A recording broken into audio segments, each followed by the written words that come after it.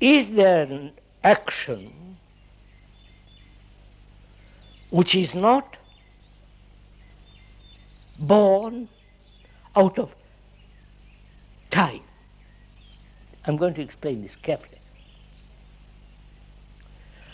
Acquiring knowledge in any field requires time. To get to know each other requires time. If they are more intimate, that also requires time. So, all our action is the outcome of knowledge and time. Right? Time being not only by the watch, by the sunrise and sunset, but also psychologically. That is, I am, I shall be. I have not, but I will have. Or I am not, I am greedy, angry, violent, but time will help me to resolve it. So, our mind is put together by thought and time and knowledge. So our action is born out of that. If you examine it very carefully, all our action is based on that. And therefore, knowledge being incomplete, thought being incomplete, there must be strife between two people. There's man, woman, and so on, woman, man and man, the whole business of relationship. And if one understands this or intellectually is aware of it, to be intellectually aware of it is partial. But it's only a part of our life. To be emotionally aware of it is also a partial. But to be aware of it completely, the whole implication of that. Right? Are we following each other, I hope? So the next question is there an action,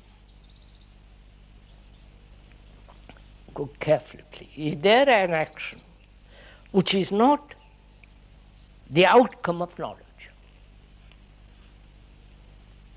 You follow it? It's a question. We're not saying there is or there is not. To acquire language, technology, to be skilled in technology, in computers and so on, all that is, you must have skill based on knowledge. There it is necessary. Right? We are asking something entirely different, which is, we act psychologically out of knowledge. I have known you for some years, I have built an image about you, and from that knowledge I act with regard to you. Right? We are inquiring into the psychological memory from which action takes place. Right? We are following each other. Please, we are going to something very, very subtle and difficult. If you don't, I can't help it. It's very simple if you apply your mind to it. If you listen to it carefully, not only to what the speaker is saying, but also listen to your own mind working. If you're not asleep or taking sun bath here, or eating some kind of food, you have to give some kind of attention to this. psychologically, we have built a great deal of knowledge from which we are acting. That is, our knowledge is self-centered.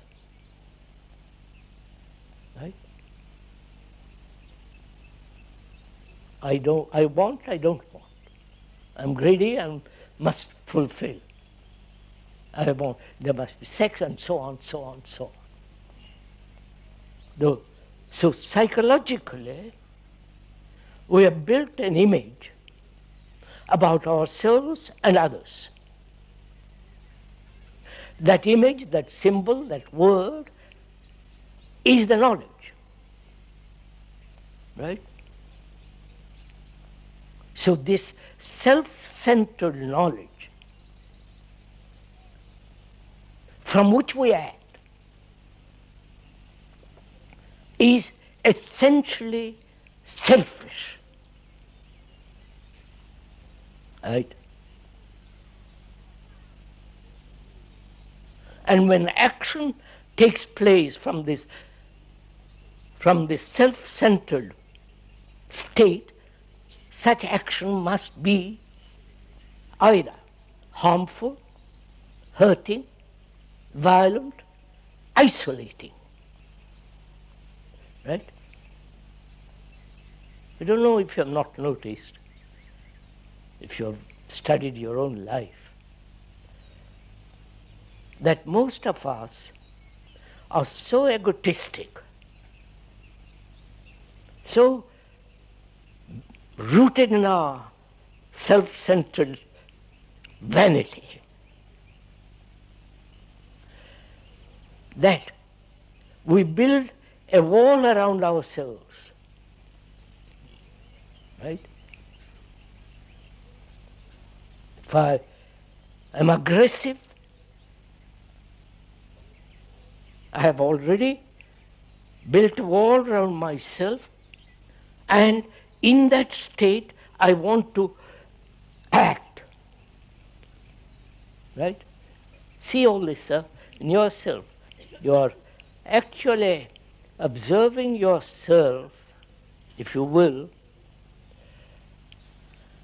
in the mirror which the speaker is presenting. It is your mirror, not my mirror.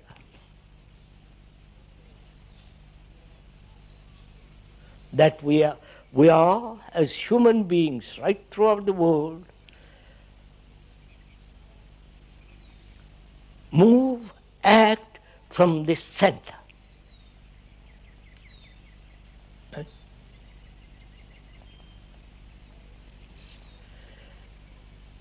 And as long as we act from this center,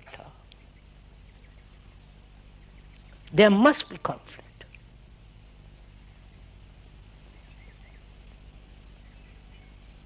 And as we pointed out from the beginning of these talks, our concern is to eliminate conflict. Not only national, economic, social conflict, wars, the conflict between various religions, various doctrines, beliefs, superstitions, rituals, which are part of superstitions. As long as there is this divisive element in the mind, there must be conflict.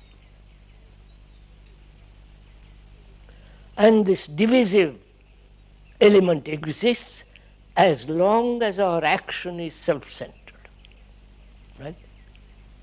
And this self-centered state is the accumulation of knowledge and experience stored in the brain, and that in that state there is this constant pursuit of the me and my expression.